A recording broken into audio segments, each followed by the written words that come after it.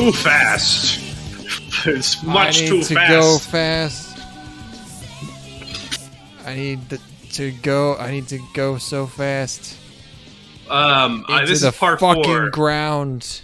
We gotta channel Supersonic for part 4 of Supersonic. This anime season preview. That's now there are 3 episodes of everything out already. That's the way it goes. That's not even as bad as we usually do. I feel like the month's not even over. We got like a full week a month. I've had a full week of month. I faced death. Yeah. I faced death this past week. I recorded the last episode in bed, as mostly as a joke, and then I spent the rest of the week being extremely sick. What kind of sick were you again? I forgot. It wasn't like I didn't get the coof or anything. It was as congested as I've ever been, and I had to apply myself with so many decongestants, and then as a result, as you know. As a result of the decongestants, it all just dribbled down into my throat, and then my throat was sore. It was horrible. I felt it was a also good excuse sore to do a lot of stimulants, though. It didn't even work. The stimulants I have were completely negated by the Dayquil I was taking. I even looked this up, but I'm like, hey, do these stimulants not work if you're on Dayquil? And everybody's like, yeah, no, it's not gonna do shit. So I didn't even get to enjoy it. Huh. So you know what I did do? You're just stuffed up. I was gross and sore, and then I was tired. It was like I slept like 9 hours, 10 hours most nights, which that's a good change of pace for me. That sounds nice. But I did take advantage of the opportunity to sit in bed and watch movies and stuff, and.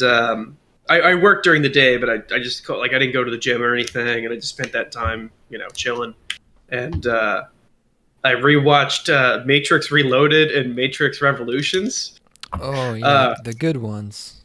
I have not seen those movies since college, probably like 2016, so about 6 years ago now. And I gotta be honest. They're a lot better than I remember. I got a fucking absolute kick out of those movies. Those movies are fun as hell. I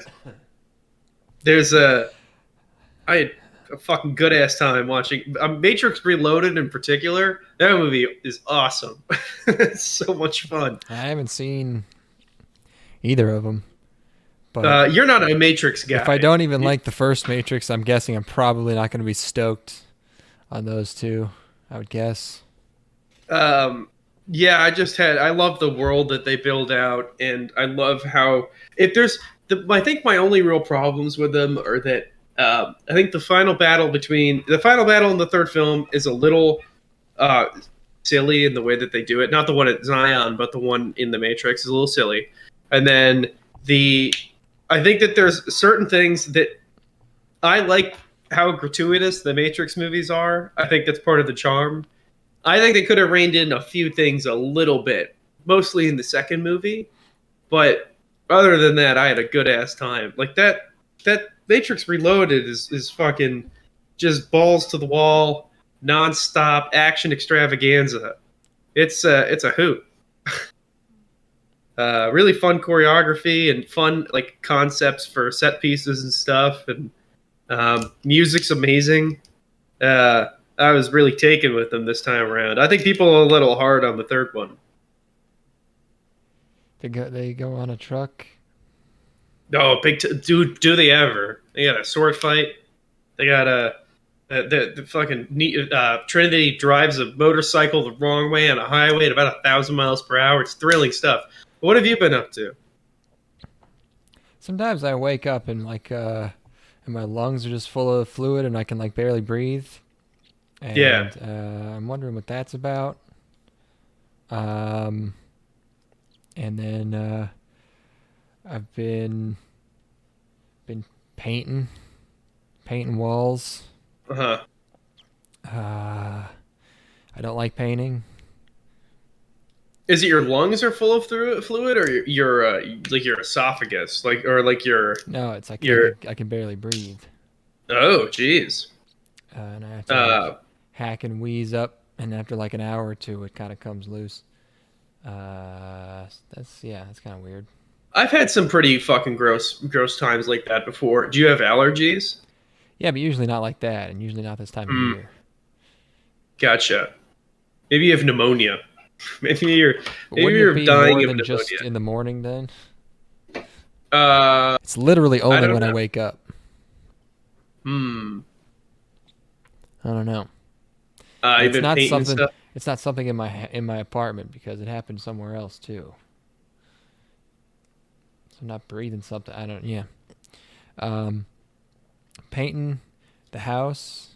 I was like, because my mom loves painting. She was like, "What do you want to paint?" I was like, "Let's just do these. Like, let's just do like these two rooms and like the kitchen." So of course we just painted the whole fucking house. Uh, uh, so I did the rolling, Of which course. is the no think monkey brain job, and I still after after 3 rooms I was losing it. I was like, I have to stop. it's you just start you start going insane. I was just like I have to go I have to do anything else besides this.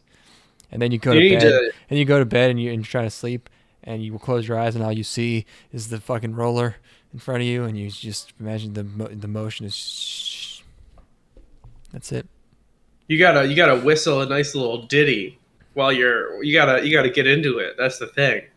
You can't resent the work. You have to love it. You gotta put on some good tunes and I gotta sing some uh some Afro spirituals, yeah, whatever they're yeah, yeah, called. yeah. You know Deo. I'm sure you know Deo. Yeah, I should have This, been. for 16 hours. I Just should have just been doing. I should have been doing a horrific yeah, slave impression the entire time. yeah. Just It's my to your house. mom. Yeah, Yeah, just yelling it so everyone in the house can hear it. Uh, that's a great idea. I do enjoy the part I like is when I load up the truck full of things and it fits so many things because it's a huge ass fucking truck. Yeah, The 5.7 liter Hemi baby. Ooh, it just wants to chug. it's It's just it's chugging. it's yeah, I never drove a truck, and I finally have been driving one, and I'm like, this is the perfect vehicle. This is flaw. It has no features. The windows are rolled down. Uh, it's like doesn't even have like you can't even like remotely lock it. It just has a key that Yeah. goes in both doors, Uh and huh. it's the only car made after like 2010 that I've driven that isn't constantly fucking beeping at me. Oh my god, bro. It's what? Yeah. But did you rent it? Is it like a rented U-Haul? No, my dad lent it to me because he got it to move a bunch of his shit, and he just kept it. Oh, the best part is once you're like done, so you've made your trip and you've unloaded shit and you're driving it the other way and it's completely unloaded and it's just the full engine is put into propelling the thing forward. Way zippier. Yeah. Oh yeah, Yeah, that thing yeah. I don't hauls fucking ass. I It's don't so know that smooth, not even loud. Oh, if I were in a position to just buy a new car, I would be so tempted to just get my exact car again because I fucking it doesn't have any bullshit in it. It just has Bluetooth yes. Give me anything and a without bullshit. Bluetooth and a USB that I can and an aux cord if I need that for whatever reason. Yeah, I don't even. Just give me Just give me the aux cord. Fuck it. I just want to ride a Fred Flintstone car.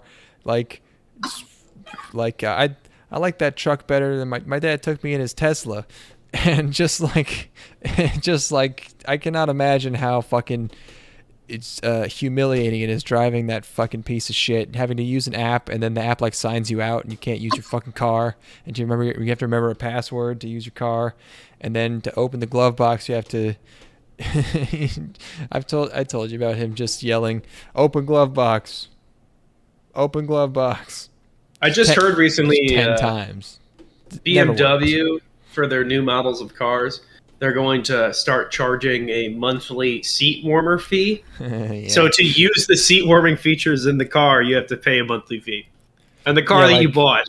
Yeah, like that's like, I mean, they gotta have some flashed firmware you'll be able to like download. Oh, yeah, and you gotta hack that just shit. hack your fucking car, which is kind of cool. I would like to hack a car. You could up the speed, the speed ceiling. Oh, But that's the kind of thing where like they're gonna get rid of that because it's not gonna be the customers, it's gonna be the fucking salespeople who complain about that, because they're gonna have to tell people like, the heated seats are, well, those are subscription. And people are like, if I heard that, I would walk out of the fucking building. I wouldn't even complain to anyone. I Yep. would turn around and I would walk the fuck out of the BMW dealership. So it's going to be the dealerships being like, dude, don't fucking do this. We can't tell customers this. This is insane. People are just leaving. It's already insane that the remote functionality on some cars, like remote start, that's a fee on some cars. Like, how did we ever accept this? Like, how I mean, I haven't. You know, like I'm driving my fucking fuck shit Subaru Impreza, and it's beat the fuck. It has a crack in the windshield now, but god damn it, I own it. And it doesn't beep at me. It knows it's. There was some alarm that was bothering me forever ago. I think it might have been like a rear seat alarm or something. And you know what I did? I fucking popped open the steering column and unplugged that. So it doesn't beep at me anymore. In the future, doing that, the cops will be alerted, and they'll be fucking, they'll be on you in 10 minutes. Joke's on them. I'm still gonna be driving this fucking Subaru Impreza. Yeah. I'm gonna be driving this shit. I would love nothing more than to be hideously wealthy and spend all of it on just restoring the Subaru Impreza. The shitty 2012. Hidden Impreza. I want to put a Corvette motor in it. Yeah. It's a nightmare. Even like, I mean, every car I've rented, probably half a dozen cars in the last few years for whatever reason, for jobs and shit. And all of them have obnoxious smart functionality and so many nanny state fucking like sensors in the back seat that are like, it's like you put a backpack back there, there might be a child in your seat. Like, but go check it. Make sure you lock the seatbelt. My parents' cars are like that. And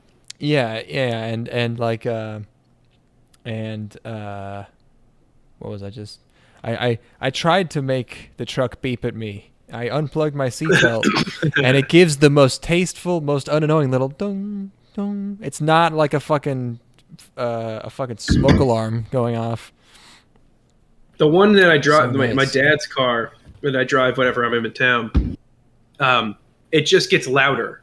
Like the alarm starts pretty quiet, and then it's like beep beep beep beep beep. It just starts getting fucking. Trying to drive people insane. It's the only appropriate. It's like how the Joker is hyper sane, and that the only appropriate response that you can have to the situation is go insane. If you are not actively flipping your shit at your car, like in this current climate, you're fucked up. There's something wrong with you if you're not angry at your car for beeping you like that. God. That's a good heuristic. Anyone is okay with this fucking bullshit. These shit ass cars. It doesn't matter how crazy I am. I'm far more sane than anybody that would put up with it. I know I'm less fucked up than my dad for that reason alone. Where I'm like, it's like, how the fuck can you deal with it? Like, he knows that this is a problem, and he just continues to drive the car. He doesn't go to the dealership, get it fucking looked at. Like, fix this, please. Yeah. Anyway, the way to my house has a couple of two-way stops, so you have to like zoom across the street real fast, and like you could just hammer it in the truck, and it's just so good. Anyways, yes. That's all I got. Yeah, me I don't have too. anything interesting. The rare fourth part of our seasonal preview. Yes. And my mouse is still not fixed. I really need to order that. Really need to order that new one. I'll try not to move it In the last anymore. week, I have ordered a mouse. You have? I have a new mouse. What was wrong with yours? Oh, I just didn't like that the scroll wheel would sometimes click when I didn't want it to.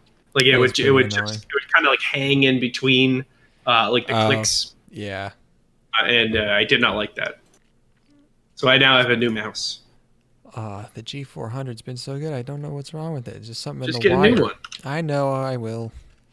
Well, I don't think they make. I think you have to get like I think there's one that's basically like a successor to it. One that beeps at you. One that beeps at you when you're holding it's gonna fucking. Are you?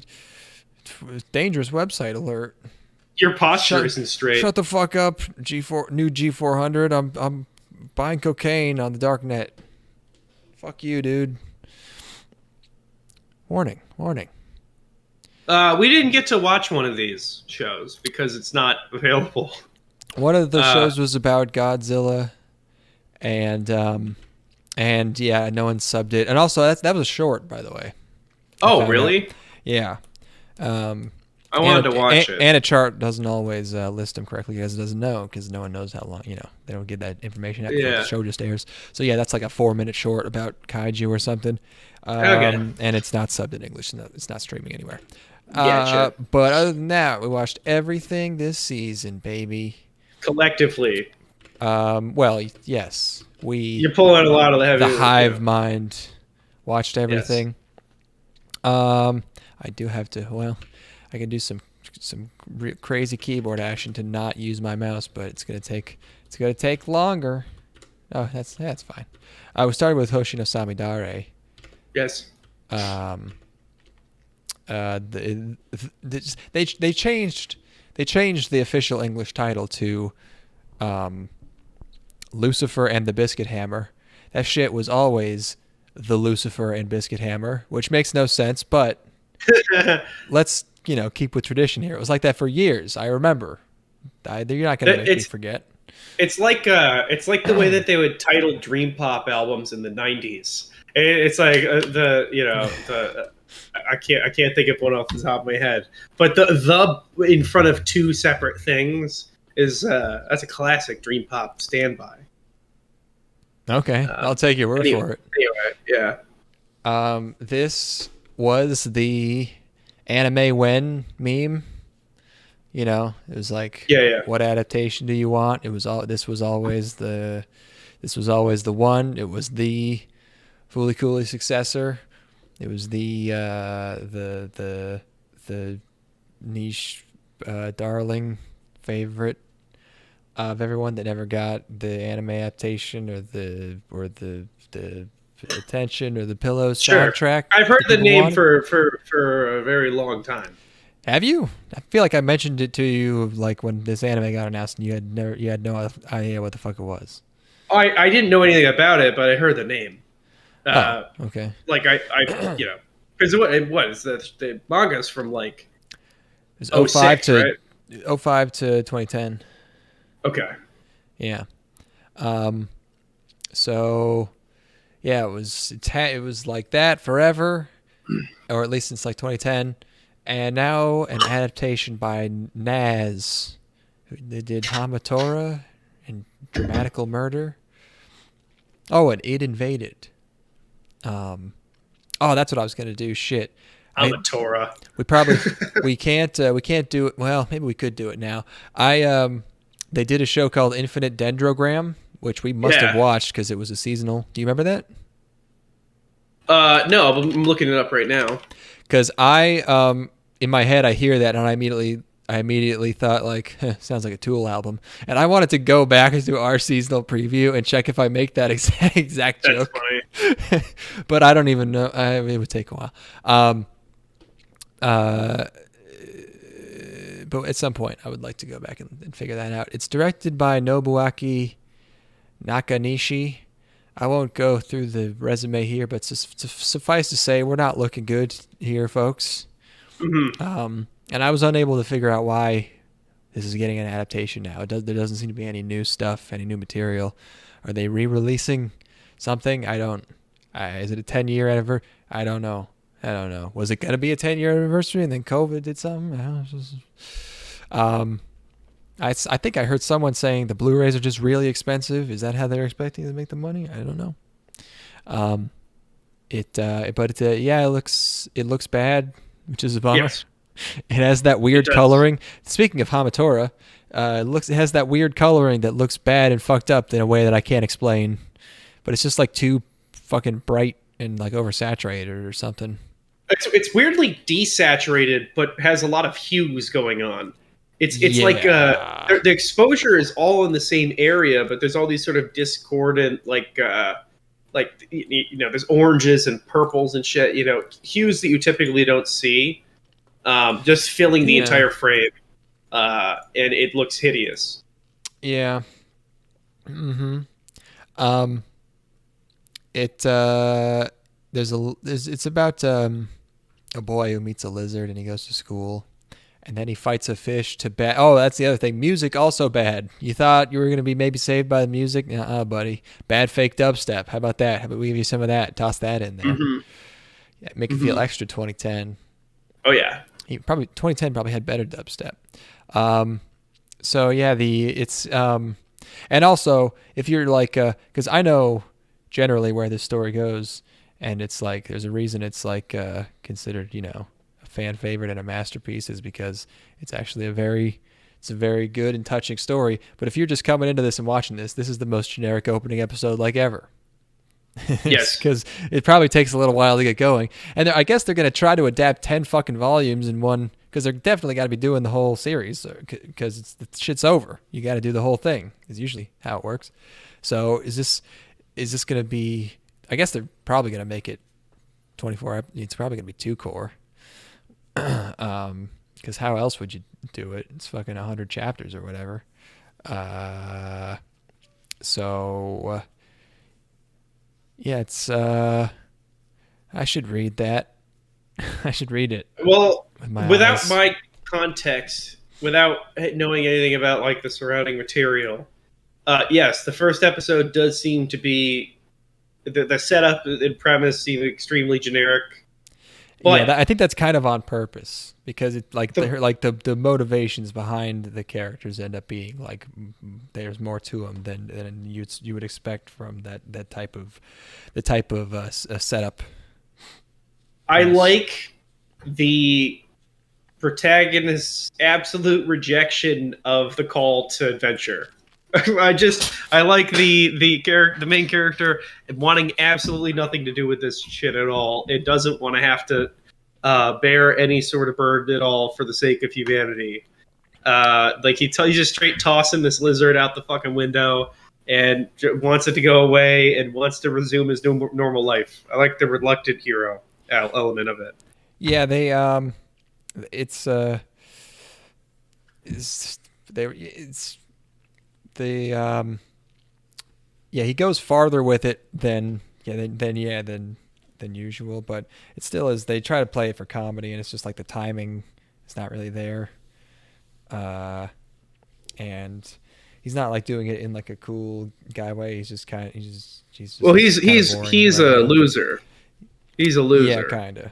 Like he sucks, and like, um, and I found the I liked the element of like how fucking the lizard was sent here on essentially a holy mission, and it's completely unable to fulfill that because the person that that it's been latched onto is an unwilling participant, and I enjoy his frustration.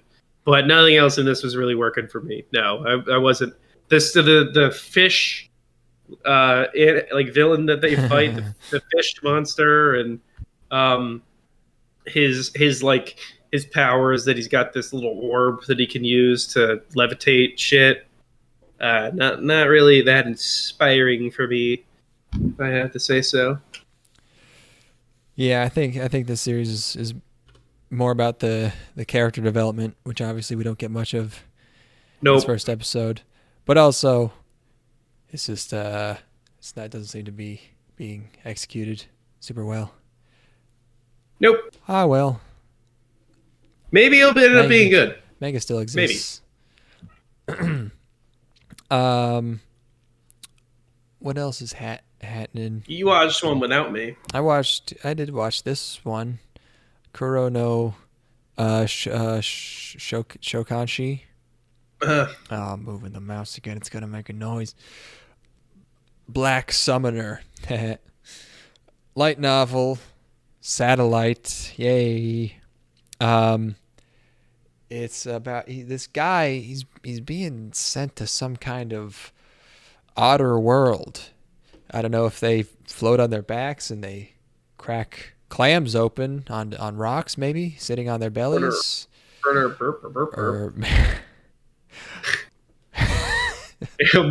oh, this says Otherworld. I had to end it early because you got that I was goofing on you.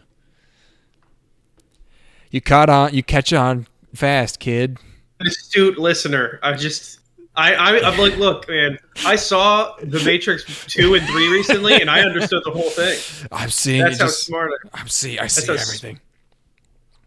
Whoa. We've made isekai jokes 7,000 times now, and we're getting increasingly bad at it. I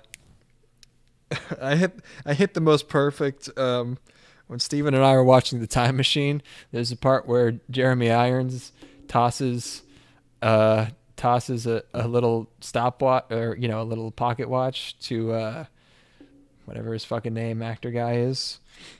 And it was the perfect, like, here, kid, I can never get the damn thing to work anyway. That's funny. You had to be there. Okay, this one.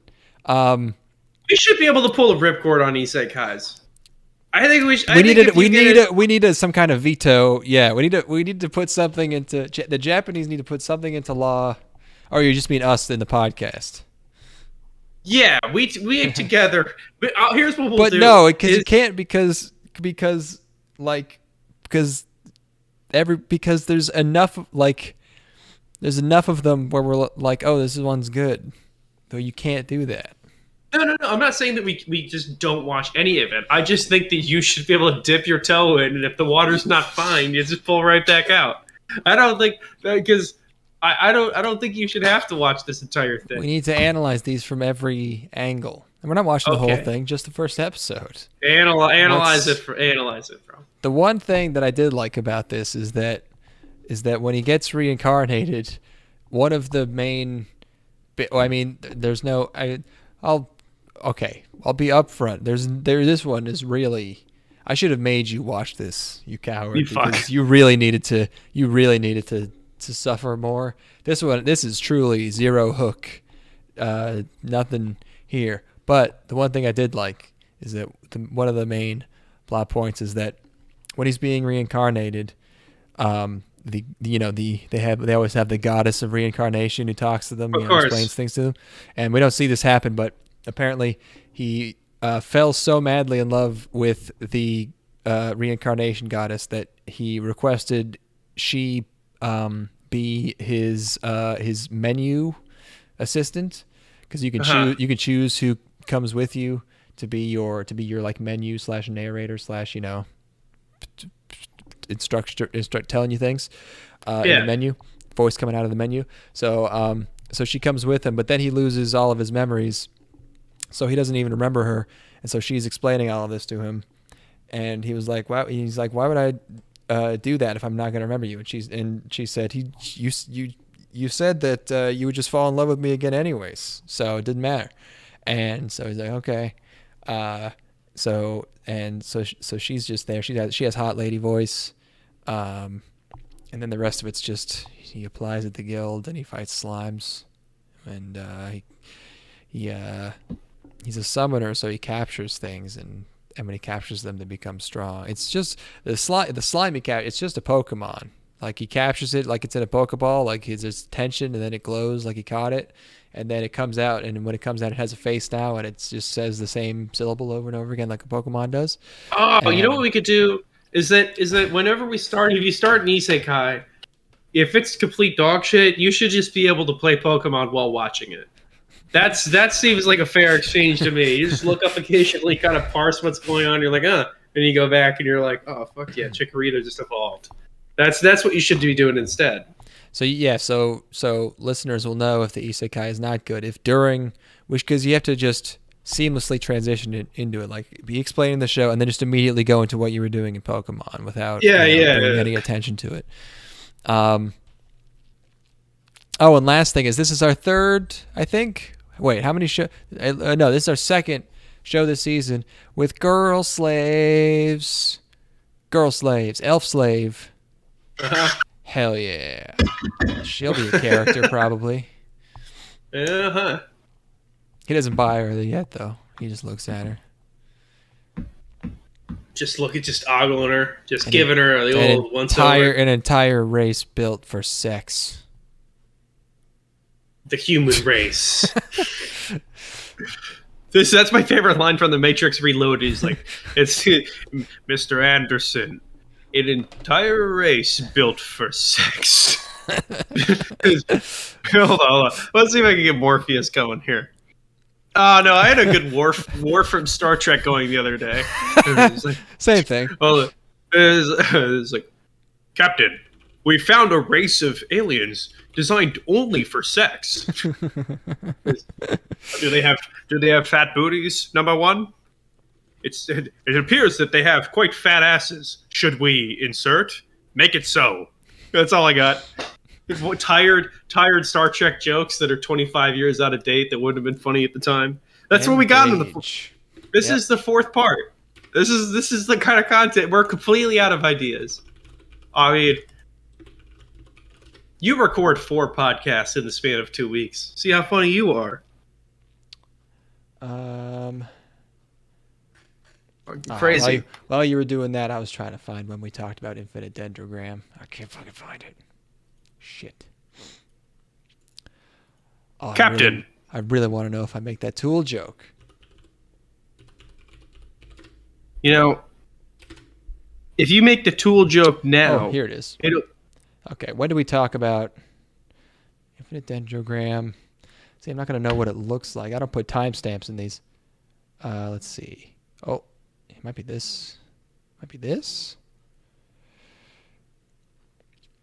Oh, I think it's this one. Yeah.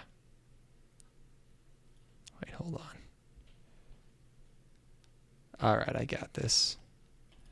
I can figure this one out. Infinite dendrogram. Dendro. Dendrogram.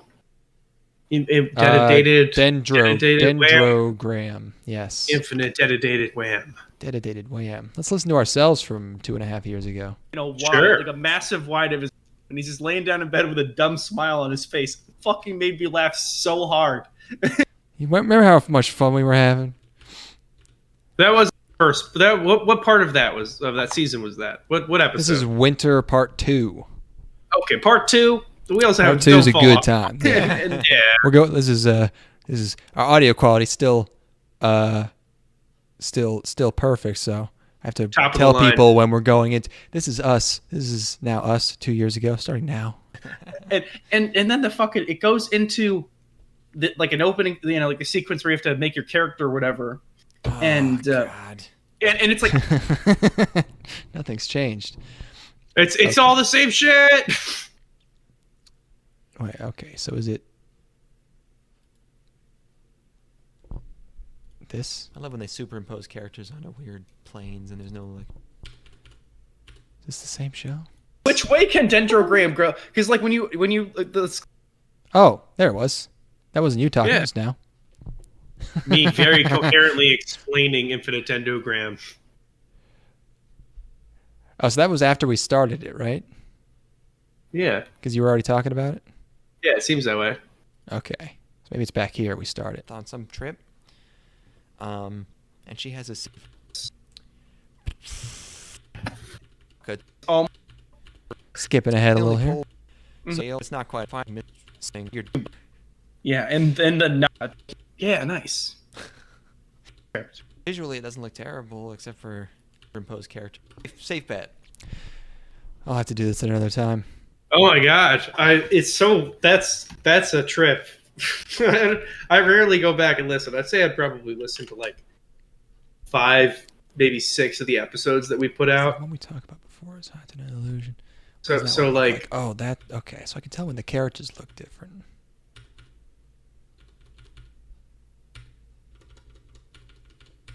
what else has got going on? I'm just gonna talk while you're doing that. I'm just gonna talk about the stuff I liked from the Matrix.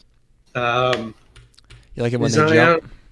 Zion battle at the end of the Matrix Revolutions, or I guess in the middle of the Matrix Revolutions. Fucking awesome, super intense. Love the way that they got these big mechs that they have to keep loading ammunition into.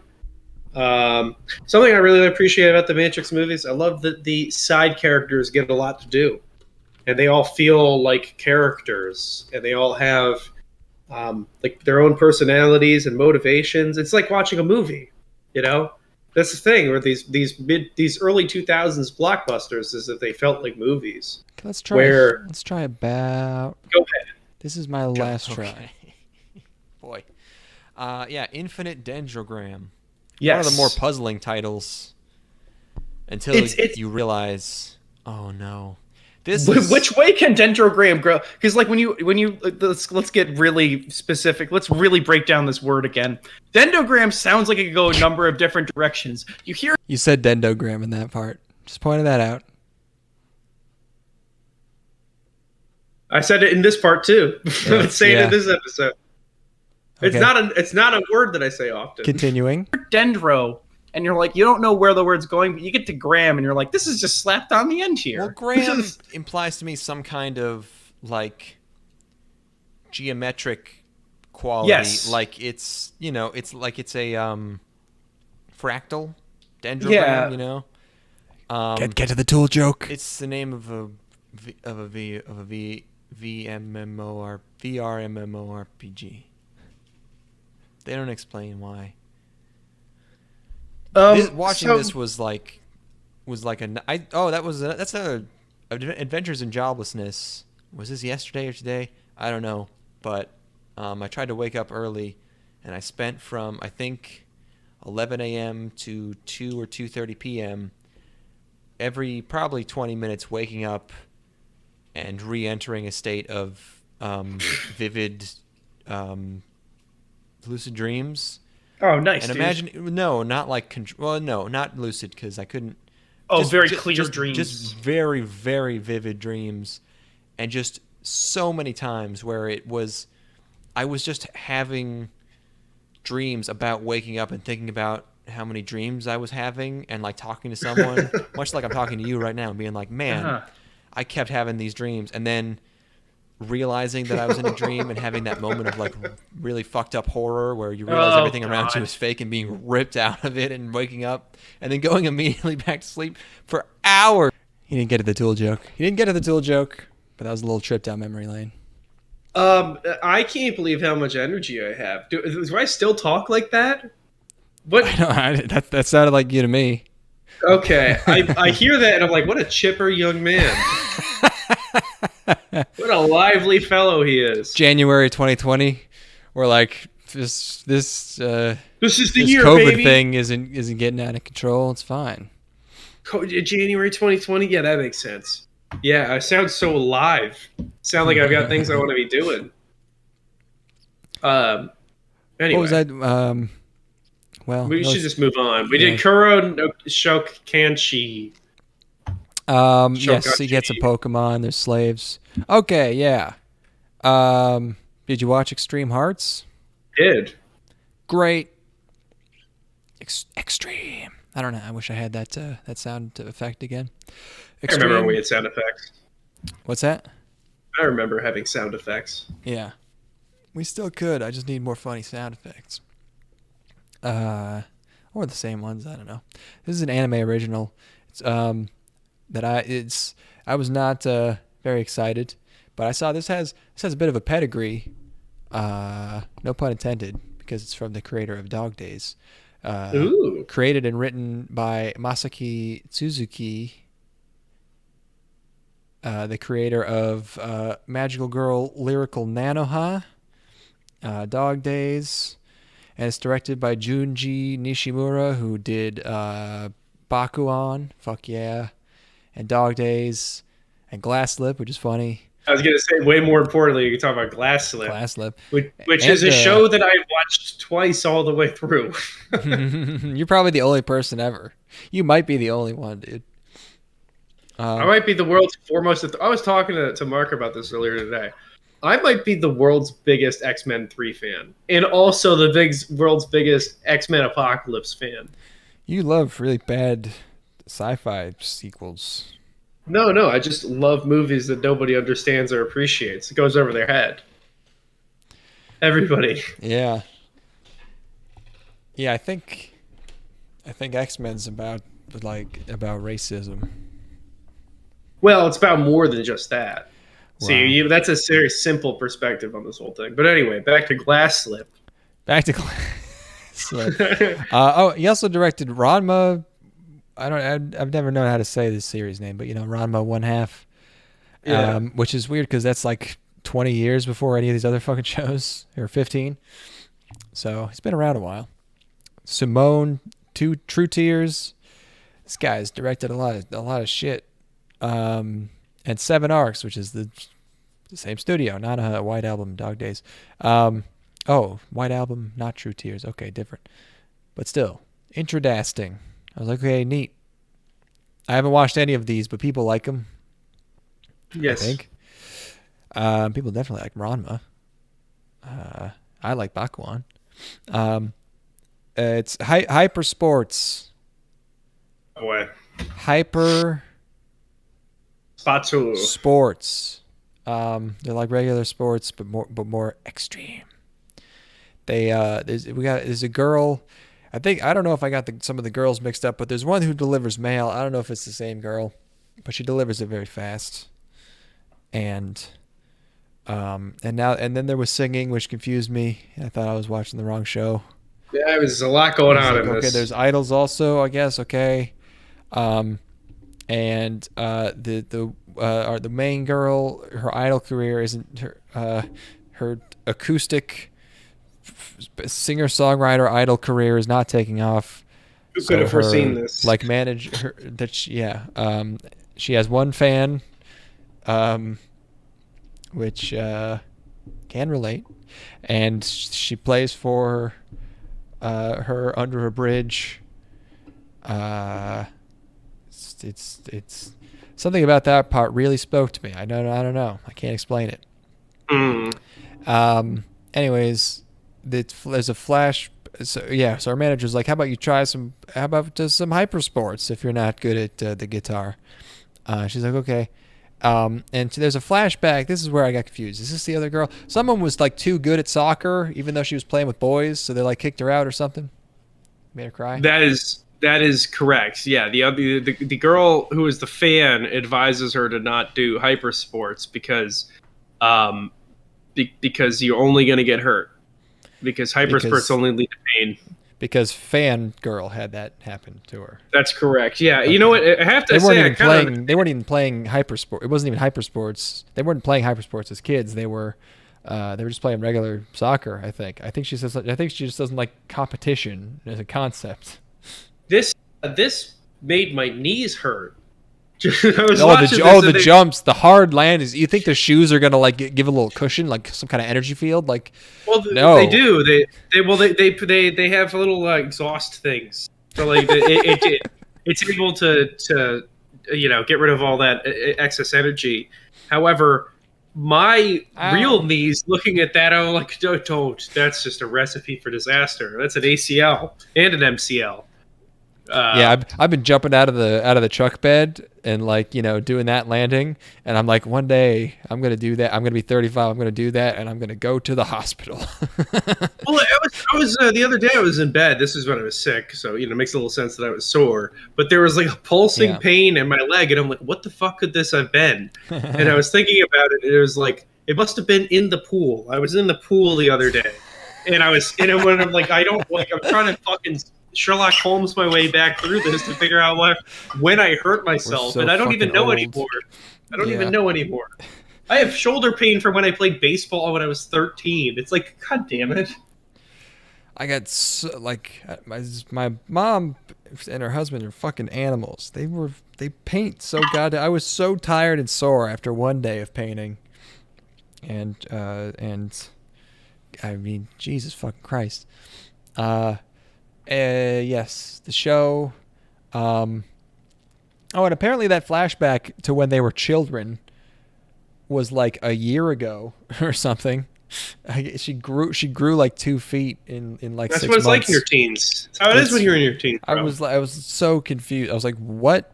Like, just draw her a little bit younger. Don't draw her as a fucking grade schooler. Like, because it's like her as a little kid, and then she still has the poster of her idol friend who's the same age in the poster on her wall, and it's like, wait, where is she? How is she? If we're in the kid flashback, how is she still a high school girl? It was confusing, but it must have been like a year or something. And then she convinces. They start playing sports, and then they score goals. It's the highest scoring soccer game of all time. It's like 12-3. And then her friends all just jump into the game, which I guess you're allowed to do to help her. Doesn't seem like something they should allow. For the AI that they have. Yeah, so I guess just you can have any person replace the. Could I call in fucking Messi and have them replace one of the AI? Like, what are the rules here? Did we even talk about the fact that they've got AI teammates? That was a weird add-in thing. Yeah, like they could just be like, "Oh, They show up in a van. How are they paying for this? How are they paying? Grants. Yeah, it's like, yeah, I got some. It's like calling an Uber. It's like, yeah, I got some AI, and it's all fucking creepy white-haired twins. Yeah, they're emotionless, creepy twins, and I'm just baffled by this. They don't bring any attention to it. They're like, yeah, I got some AI here, and they just walk out of the side of a van. It's like when you're gonna they let you enter a competition when fucking 80% of the team is robots. That doesn't make any sense to me. Robots must not be very good because two like randos tap, people who haven't played soccer. I mean, not Yeah. that she's played soccer, but yeah. Mm-hmm. So yeah, that was underwhelming. Yeah, I was very confused by this. This is one of those like, I mean, it takes so much to get me invested in a fake sport, let alone many fake sports and also singing. So a fake form of soccer, which is already not a very good sport. No, and I mean, there was one a few seasons ago that also had AI that was like hyper baseball. Was that last season or the season before? Oh, that was a while ago. Yeah, it was a hyper baseball. I didn't care about that either. So no, Extreme Hearts. I will take a pass on that one. Oh, okay. All right. Now we're getting What's happening? And that was a pun that you did. Well, yes, of course. Of course, I'm making a pun. I would like to talk about the next anime now.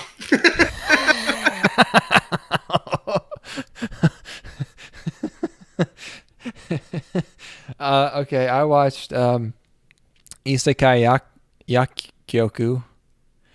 Would you like to hear about this? Can I read the description first? Let me read the description aloud, and then tell me at the end if you feel like there's more that needs to be said.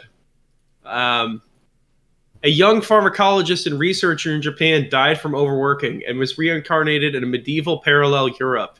He was reincarnated as a 10-year-old apprentice to a famous royal court pharmacist who had attained inhuman skills of ability to see through disease. What? Had attained an inhuman skills of ability to see through disease. They're everywhere. Through disease, material creation, and material destruction. In a society in which dubious medical practice are rampant, price gouging through the monopoly of the Pharmacist Guild, and good medicine aren't available to the commoners. Period. He was recognized by the emperor at that time and opened a pharmacy at the corner of the town. He will wipe out the fraud that has swept the world and deliver to the commoners a truly effective medicine that was developed using present-day pharmacology. Thus, the boy pharmacist will cheat by using his previous knowledge to create innovative medicines while helping the people of the parallel world. A story about living his new life to the fullest this time. I did not expect that to be that broken. When also, that went like way past the first episode. We didn't get there. Yeah, all that stuff happened. He's an obsessive pharmacologist researcher who has a dead sister backstory, and he's trying to cure the thing that she died from or whatever. And he's reincarnated as Master Pharma. His name's Pharma. Very funny. It's very, very funny. The two things, the only two things I want to make note of is he has a very nice maid. Her name is, I think, Charlotte, and she was nice.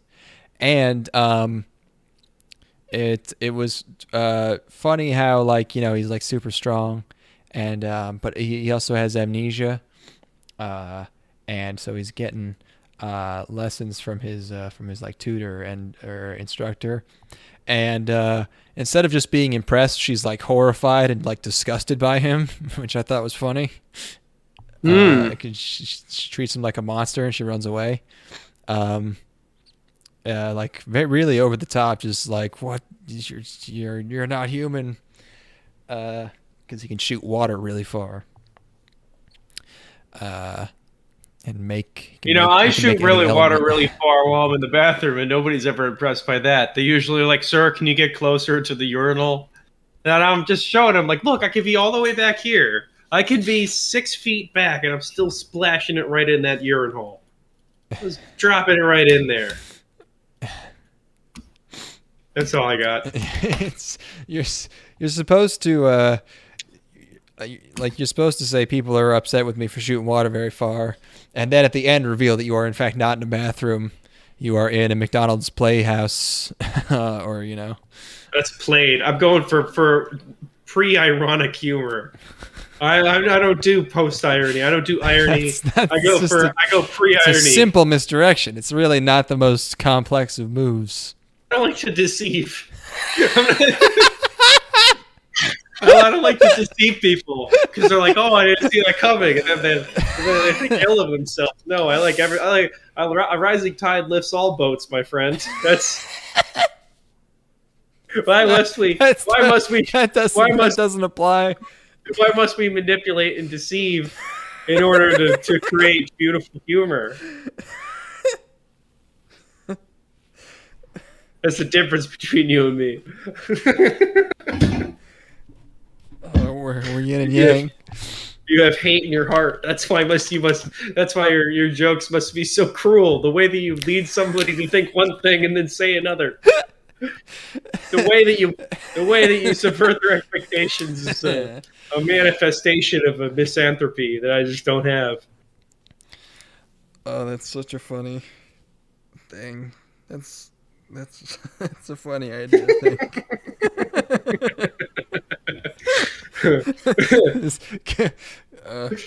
Comedic moral fag Ethan. Only comedic slapstick. white knight. Yeah. Oh, yeah. Something that can be appreciated across all cultures for its universal humor. Somebody myself slipping on a banana peel. What's wrong with a simple fart? Why do we have to go through all these? I was at the store the other day. Yeah, so all these pretenses that ultimately end up being a fart joke anyway.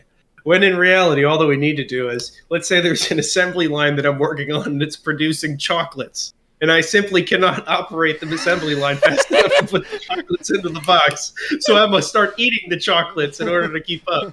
That's all it takes to create humor. None of this dark art manipulation.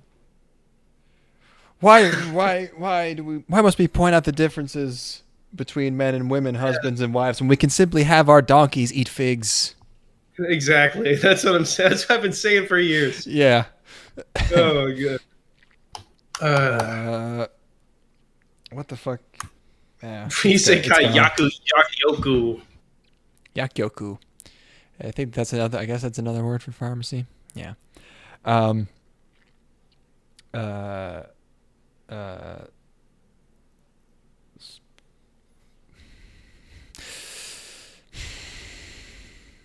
What you got, man?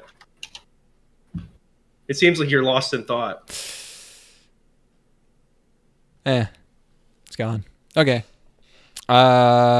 Shine posts. Shine posts, I call it. Mm-hmm. Oh, we're just going right out. Okay, we're going right to Shine Post. I got you. Okay. What? We didn't skip anything. I thought you had more on the pharmacy show. No, that was it. Okay. That's all that happened. Yes. Shine Post is an, quote, idol-themed mixed media project created by Konami Digital Entertainment and Straight Edge. Please show this piece of promo art. Please go to the banner on this and show people what the banner for this looks like, because What's your problem with this? It's not acceptable what they've done with this banner. What's the issue? This is not okay. Why do they look? Oh wait! The banner, not the. Okay. I have to do some inspect element shit here. Why are they so lustful? What is happening here? Why are they so depraved? Why? They just had a good show, and you get excited, and this is a wide image. Oh my goodness! Might keep this one saved. Why? What? It's mainly the those five of them. It's the second and third from the left that are they've got straight up getting dicked faces. They have got I am being in the process of being fucked. Oh, in the middle there. Yeah. That's probably on purpose. Those two, and the one next to her. There's a word for that type of eyes. Yeah. There's zero cognitive function happening behind the eyes there. It is entirely consumed by lust. The other girls look completely it's like normal. runner's high. Yeah. Well, one of them's like the honest one, right? Maybe that's why she's just constantly in a state of like sex-like euphoria. I don't know. That'd be a hell of a way to live. It's probably nice. Anyway, Shine Post. Studio Kai. They did Super Cub and Uma Musume Season 2. There's this. Just starts you out with idol sequence. Yes. It does look good, that one. They over animated it. Am I crazy? Yeah, well, I mean, I don't know about over. It looked good. There was the background. It was like CG. The CG is good. It's like, I mean, this is getting ahead of ourselves here, but this is a Love Live ripoff with some distinct differences. There is a male character. There is good CG, which means like passable, and there's even worse same face. They got the same faces, but yeah, it's a group of. And also it starts with the scene that we always talk about. They go, of course. Can I be an idol? Could I possibly be an idol? What's the sparkle sound? Fucking Kira Kira. Yeah, of course. So they become an idol group, and they're not popular. They're called Tings. My favorite idol group is Tings. I love the Tings. Why don't you come over here and shine my post, girl? Why don't you come over here? Why don't you Jamaican. give me the shine? He's not generic European guy. Hey, girl, why not you come over here? We dance, we have fun time, eh? Told the Europeans. I'm from Europe. Respect women. I was told that they respect women over there. I don't know what you're talking about. I want to listen to things. Wave my Shine Ho. glow stick around. Um, There's back to the over animation thing. I gotta get back to this real quick because so the CG during the concert. There's this one scene where our main girl she gets a popsicle, and she unwraps the popsicle, and then eats it, and then looks down at the stick, and she's won. Oh, that's after the concert, right? Yeah, right. That's what I'm saying. Yeah. Oh, okay. And I'm like, there are more frames of animation in her eating this popsicle and looking at the win thing on the stick than some shows this season will have. To the point where it's like distracting. It's like she never hits like the keyframe at any point during this. Or if she does, there's many keyframes. And she's like, her hand is moving all over the place in a way that like people don't when they do these things. Oh, like, to give it more motion? Yeah. Like she's like recoiling as she eats this and looks at it. And it's like, it's just too much going on. It's a little disorienting to watch. It's not that bad. It looks good.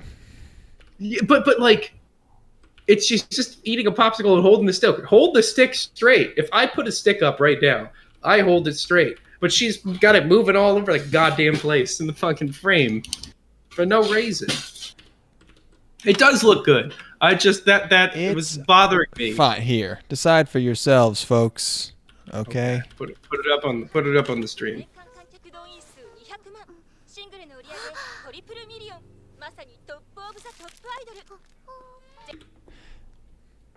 I liked it.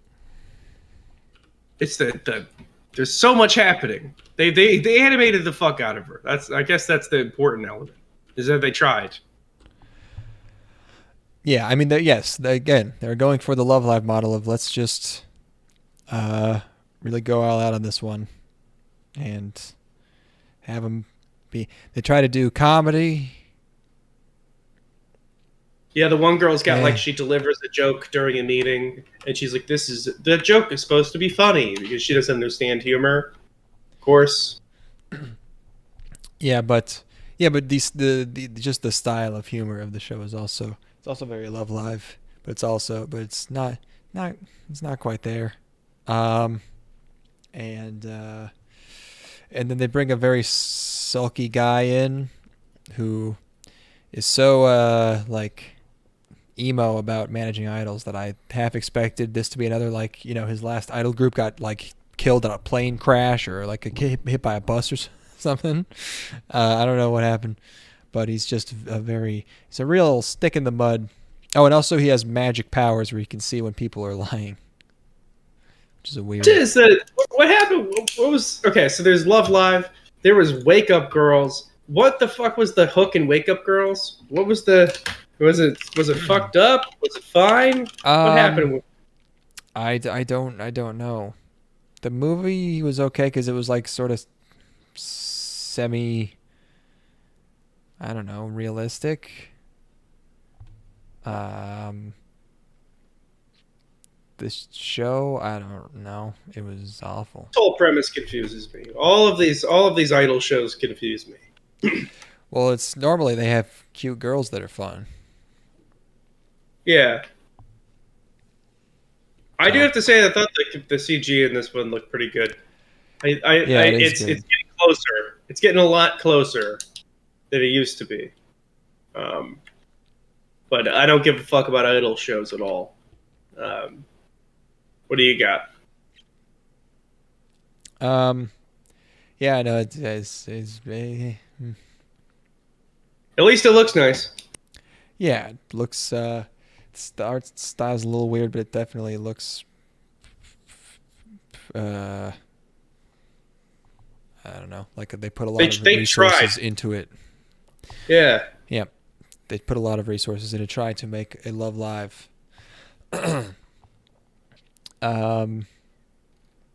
Okay, next. It's Hataraku Maou-sama, season 2. Shit. Season 2. After a quick 9-year break, we're back with our favorite fish out of water. the King of Darkness, Satan.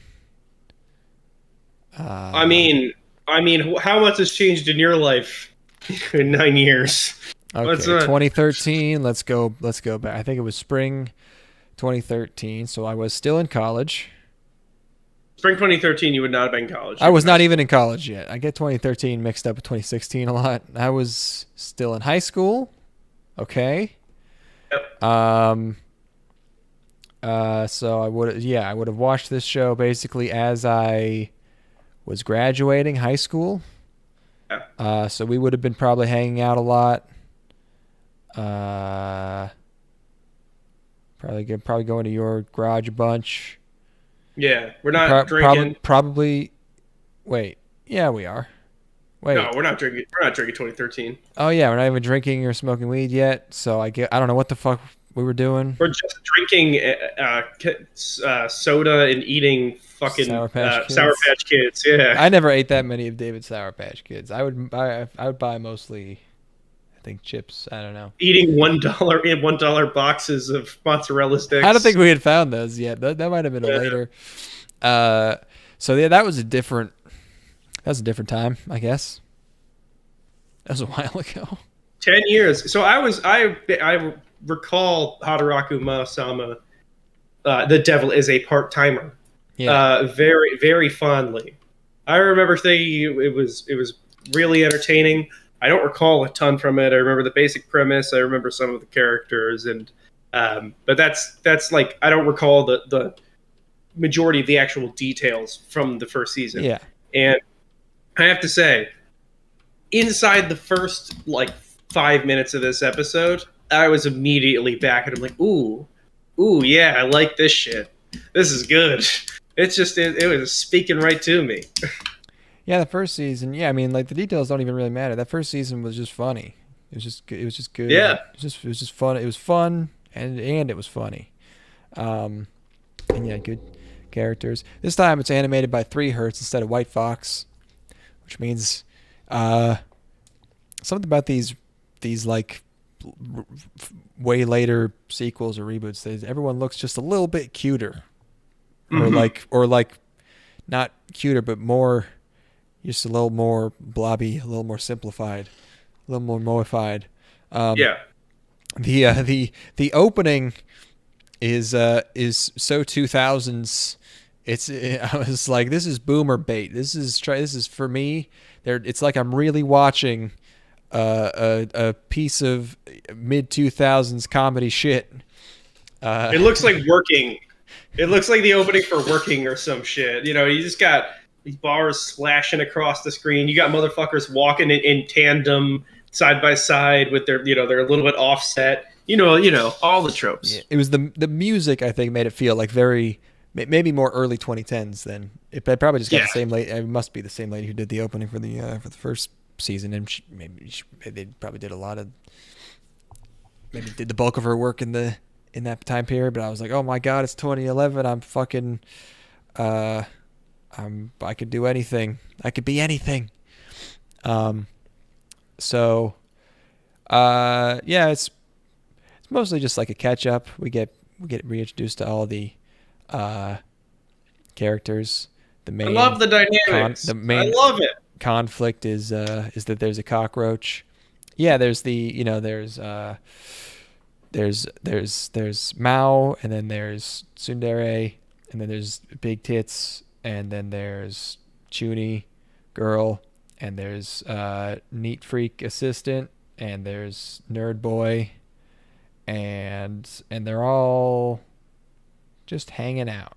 God damn! My favorite gag in the entire episode was they're discussing the fact that they only have because they're broke, because they're all dysfunctional, because they're from another world, they don't know what to do, and they have a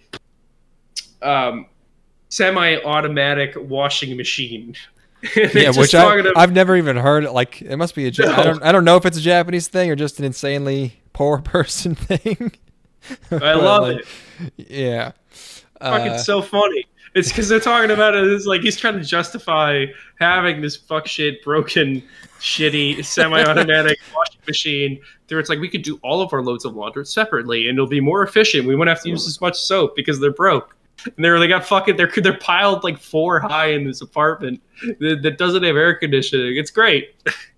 And come on. You explaining it is more funny than like I think it's I remember I think it's the faces. I think the faces need to be funnier. I think the first season had funnier faces. But yeah, conceptually this is still, and I remember this, mostly the stuff I liked was stuff that it just reminded me of. Like I remembered he named his shitty bike the Doulahan. Yeah, he's got a new one. And the thing that he's stoked about on this one is he had a reflector on it. That's how he's like, this is the Doulahan 2, and it's improved, and he's got like a little reflector thing on the back. And I thought he said something like he took the reflector from Doulahan and put it on, which gives it the soul of Doulahan or something. Oh, is that what he was saying? I think that's what he said. I don't know. Subs might have been up, but yeah, he's got the soul of Doulahan. That was another. I thought that those were 2 separate jokes, but maybe it's great. I don't know. Yeah, it's funny. God, come on. I was middling on it. I do think tossing in a baby at the end is a funny. That's a funny thing to that's a funny wrench to throw into everything. Everyone's got. Well, you've got, and now it's the baby has identified, rightly or not, has identified Mao as the father and Amelia as the mother, and Mao's life is in no way suitable to have a child. Just think about it. Come on, this is great. The hook on this is perfect. That's a good setup for an arc. Yeah, for sure. It seems like they have to they're now co-parenting this baby, whether or not they end up living together or not. They're co-parenting this baby, and she's got her shit together, and he doesn't, and they're both completely surprised by it. It's phenomenal. I was so taken with this because I love the humor. I thought that the humor in this was just on point. I was loving basically every gag. I love that the NEET lives in the fucking cabinet. It's great stuff. I think the thing that I laughed at hardest for some reason was just the apple coming out of a portal, just for no reason, and then sitting there for like an entire scene, and then it just grows arms. Oh, it's so silly. What a funny visual. It's so and like no one cares because they're just arguing. It's just the most absurd thing possible. It's a giant apple with arms. It's like got a teleported bit. It looks like a Terry Gilliam animation where his arms come out of this apple and sword, and it's a baby. God damn, man! It's adorable little baby who's gonna ruin everyone's life. I don't give a fuck if this is, I am still excited. Is nostalgia nonsense. It makes me want to watch original Maou-sama again, and it. I just think this. If it's more Maou-sama, if it looks a little bit worse, it's still very funny. So. I'm for the source material alone, definitely worth it. It's quality stuff. All right, now for something underwhelming. Oh my god, it's the last show of the season. I was like, oh good, we don't have to do this one because this one doesn't air until the 24th, and I looked down and it was the 24th. So, Saikin Yatotta Maid ga Ayashii. The maid I hired recently is mysterious. Some American fans have replaced the word mysterious with sussy. This is a flavor of the month manga.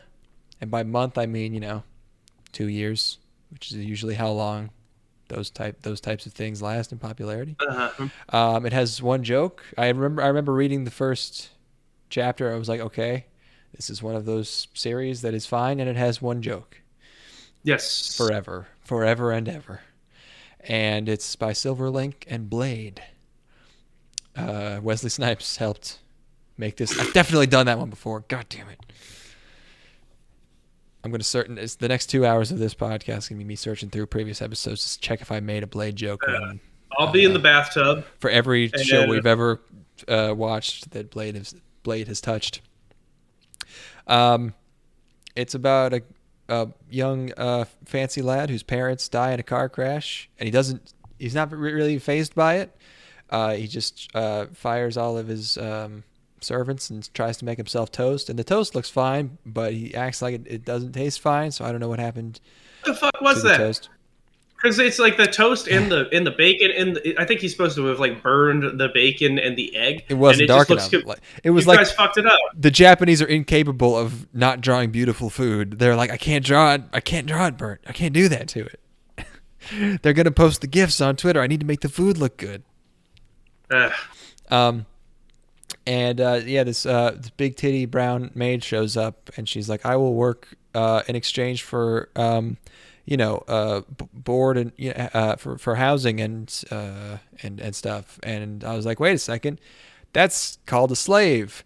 That means this is our third slave girl show of the season. Everybody, Well, she's willing, so she makes her a wife. Actually, that's different. If you got somebody that she signed up for this. there's no ring, there's no contract, there's no.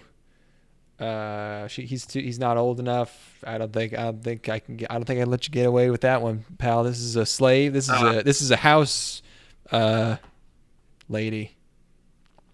Mm-hmm. This is But a she house. likes it. She gets off as a fetish. That does. I don't think that counts under. I mean, you can. I don't think that'll hold up in court. If the slave is like, no, I love Goshuji-sama. He feed me good. He give me clothes. Oh my God. He give me nice hand. He teach me about God. I found myself in a very regrettable situation recently where I was explaining how there was this situation where this dude wanted to be cannibalized, and he like it's like a fetish thing, and then he found a dude that was ready to eat him. Oh, and I was remember like, that, yeah. I was explaining this to somebody in casual conversation. I'm like, oh, Wait a second, is this not normal? Yeah. Oh, the fuck. I'm gonna see if I can find this willing. Yeah, that's a very famous story. Like just on Craigslist, Yeah. there was a guy that wanted to get eaten, and there was a guy who wanted to eat another guy. So they're like, all right, cool. Armin Muse. They were both German, I think. Yeah. Was only one of This them? one. Let's see. Does this happen in Consensual America? homicide. Let me look. Okay, let's see. German cannibal. Rotenberg. Yeah, these are Germans, but you know, Do they have Craigslist they're- in Germany? we gotta keep our fucking eyes on those Germans. I swear to God, they're working on it. They're queuing something fucked up. It's just all it's in them. They're demented people. I think they're Because all about they- to freeze to death, so I think it'll be fine. I think it's like 8 months or so. We'll be good. We'll be Yeah. free of the German menace. No. Something worse will rise out of the ashes. That's Something how it always dormant. works with them. Yeah. They're like, what's the other? They're gonna be like their economy is gonna Turns out they collapse. thrive they're on gonna, cold. They're gonna blame somebody else again, and then for their own economy collapsing because they threw in with the Soviets or the Russians this time. And Speaking of like situations where you're like, should I be saying this? Has anyone like brought up concern about monkeypox to you, and you're just like right on the edge of like, it was brought up to me recently, and I said I'm not concerned, and I will not be getting a vaccine. And they're like, why not? And I responded, because I do not have unprotected gay sex. okay, yeah. Yeah. Was that went over fine? Yeah, it's totally fine. Okay. Yeah, it's. I think that there's a certain amount of like there's like a couple of factions. There's a faction that's trying to build concern around it. There's a faction of people that want concern but do not want to address the concern around the specific population that it affects because they don't want the image or whatever, and they don't want it to be perceived a particular type of way. Through some sort of like, well-meaning intention to not have a group of people be stigmatized. And then there are, as everybody else who are like, we just went through 2 years of being lied to, so please just give it to us completely straight and we can take it and it's fine and nobody's going to be hurt, At least that's my experience. The only people that I mean, the only person in my life who is even remotely concerned about monkeypox is my sister, because she's a hypochondriac. So that's the totality of it. So no, it hasn't really come up much. Why do you ask? Just because yeah, I was like really debating in my head because my mom was like looking at her phone like, oh great, now we got to worry about monkeypox, and I was like, the most I could like all I said was, I don't think we have to worry about it, and I was like, I'll just leave it there. Yeah, and if she inquires further, then maybe I'll say something. But she was like, I don't know. It's not meant to demean anybody. It's just the reality of the situation. It is meant to demean them because it's like you get it from drinking piss and eating poop. It's like it's inherently demeaning. No, it's all through that. That's consensual demeaning shit. They can do that all they want. That doesn't involve me at all. They're welcome to do that in their own homes. It's gonna involve you when you can't go to the fucking grocery store because they have to pretend like everyone can get it. No, I'm going this time. It's like, I'm going this time. You're just gonna go anyways. I'm going. No, dude, I live in Texas. I'm fine. That shit ain't happening. You live in Austin. No. You live in an outpost of California. Nah. It's I get the best of both worlds. I get art hose and I get guns. It's perfect. That shit ain't happening. This show. Okay, yes. So, anyways, she is a slave. Sick. The boy is voiced by Saori Hayami. He's voiced by Hayami. And the maid is Takagi-san. The maid is Rie Takahashi. And the one joke is that she kind of messes with him, and then he agrees and amplifies, which embarrasses her. He before his old man died, he at least taught him agree and amplify. He's like, you're fucking cute, and I don't know what fucking is, but I want to do it to you because I'm 10. And she's like, During sessions with police experts, Muse had explained that his desire for cannibalism, related to the fairy tale Hansel and Gretel, had developed during his adolescent years. He described himself as being very lonesome and after the family had fallen apart. Looking for a willing volunteer, Muse posted an advertisement on the then-active website The Cannibal Cafe, a defunct forum for people with a cannibalism fetish. Muse's advertisement stated that he was looking for a normally built 18 to 25-year-old to be slaughtered and then consumed. Yep, yeah. Bernd Jürgen Armando Brandis, a 43-year-old engineer from Berlin. That's not profile.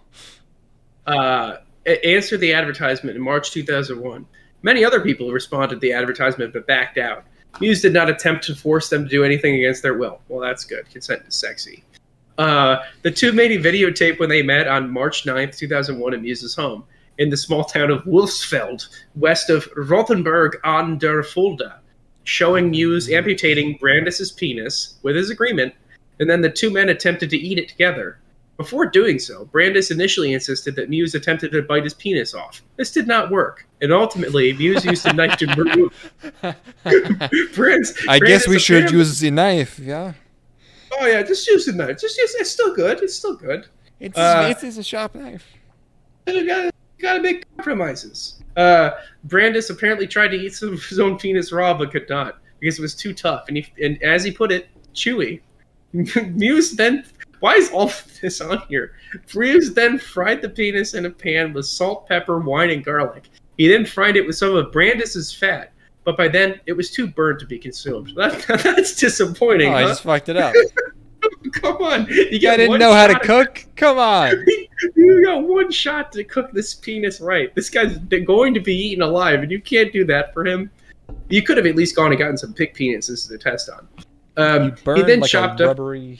How do you burn something like that? It's all fat. He then chopped the penis up into chunks and fed it to his dog. According to court officials who saw the video, which has not been made public, Brandis may have already been too weakened from blood loss to eat any of his penis. Muse then ran Brandis a bath before going to read a Star Trek book. While checking on Brandis every 15 minutes. I've read this story, but I forgot all these details. These are so fucking funny. Read a Star Trek book. Brandis, you think you could pay it? You think it was really like got back into the story? Like, how can you? I mean, if you're eating read people, at a time like you that? probably got that ability. Yeah, you actually no, you want to live through every second of it. That's the only guy who's ever eaten. That would be like, imagine how fucking fast your heart would be beating. Jesus Christ. Muse then ran. No, he's just being polite. He's like, you let him die in peace. Okay, so we check on him every 15 minutes. Brandis was bleeding in the bathtub. Brandis continued to drift in and out of consciousness before finally collapsing again. After a long hesitation and prayer, Muse killed Brandis by stabbing him in the throat, after which he hung the body on a meat hook. The incident was recorded on a 4-hour videotape, which has never been released to the public due to its gruesome contents. 4 screenshots can be found online, but the credibility of the screenshots has never been proven. Oh my god, okay. Muse dismembered and ate the corpse over the next 10 months, storing body parts in his freezer under pizza boxes and consuming up to 44 pounds of the flesh. According to prosecutors, Muse committed the act for sexual pleasure. Sometimes you just gotta take a step back and be like, whoa. Like, maybe this is going a little far. At what point in this process do you come? Like, when does he jerk? Like, does he jerk off after eating? Before? Does he look at it in the freezer and jerk off? Does his friend come over and gets hungry because he's like drunk, and then he goes in the freezer? He's like, oh shit, man, you got red bears! Ah! Sexuality is a mysterious thing that we don't. Human sexuality is so diverse. It's just this watching real sex on HBO. Fucking sometimes I don't even be having enough blood to eat my own penis. Yeah, it's like, you remember when you remember what age you were when you learned your kink? It's like, yeah, I desired to eat human flesh from the time I heard Hansel and Gretel. It's like, so I stopped talking about it. Jesus Christ. I think that guy might be a little crazy. Crazy like a fox, dude. It probably wasn't very good. You gotta thaw it out. Gotta thaw out a whole man's leg.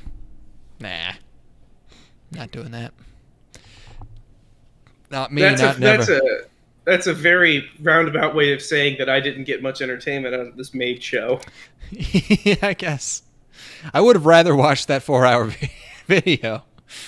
Holy shit, that's got to be the worst thing you can watch. Then it's gotta be. Yeah, there's some pretty awful stuff out there, but yeah, if both, like, it's probably more like funny because they're both. It's not someone it's not someone like suffering and screaming. It's like, how's it going in here? I don't like videos where like there's people screaming and freaking out. And also violence is happening. If it's just two fucking freaks being like, okay, you cut the penis off, okay, ouch, like, no, it's probably actually hilarious. Oh my god, I'm more concerned about the Bjork guy tape was sad because he's just like very crazy and like deranged, obviously. But if you are like competent and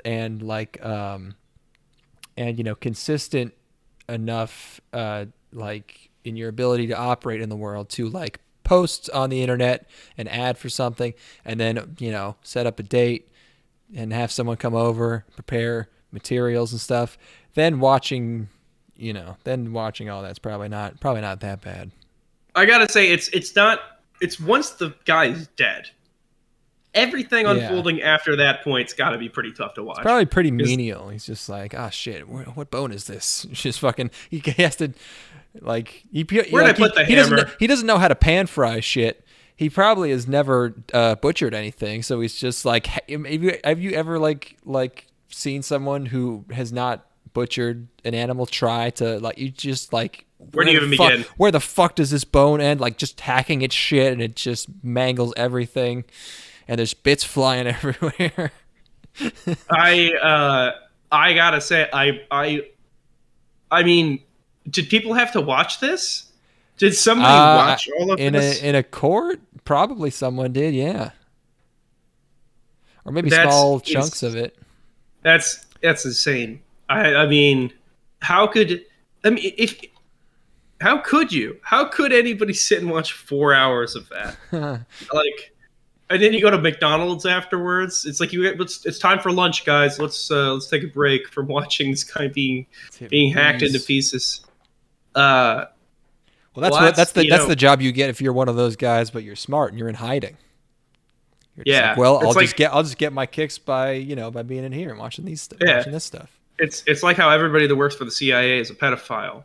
It's because they want to capture the competition. They want to be like, it's like you're going to jail for There's not enough kids for all of us, pal. Yeah, it's like, hey, you're getting greedy. Don't take all the good ones. Taking a turf, yeah. Yeah, no, didn't like the Maid show very much. Kind of immediately understood the entire thing and didn't need some novelty, man. Yeah, at some point, I guess they'll add a third, even a fourth character. But yeah, like I said, it's got the one joke. Really, one scene. It's like the same scene over and over and over. She does the same bend over pose, and she says something pretty. It's like, because I think it's one of those manga that like started on Twitter, and the guy would just post like one page that was like a full chapter, and it was like just one of these scenes, because that was the formula. And then he was holy shit, this is popular, I gotta make more of this shit. She has obnoxiously huge tits. They're big. Yeah, and that's cool. That is cool. Big and large. Yeah, I think that's cool. Well, but other than that, there's not much cool going on here. Not much cool. Well, of course. Whoops. Well, there goes. There goes the neighborhood. Again. Yep. Thanks, everybody. Summer's over. What do you tell them, buddy? I'm about to have the busiest month of my life, so maybe we'll be able to record one or two. We'll see.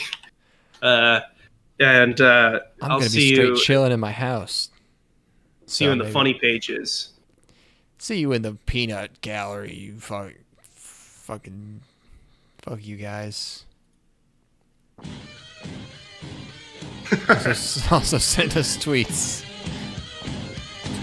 Keep on trucking. Rock on.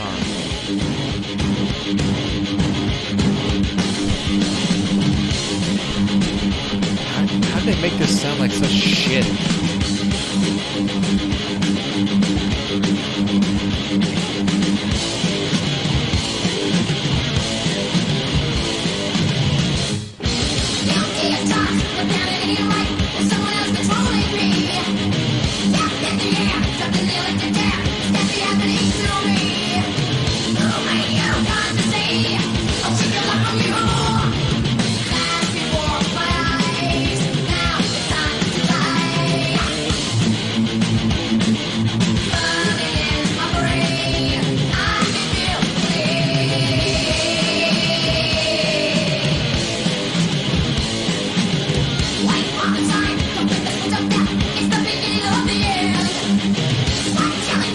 As I was up before, consciousness my only friend. I think I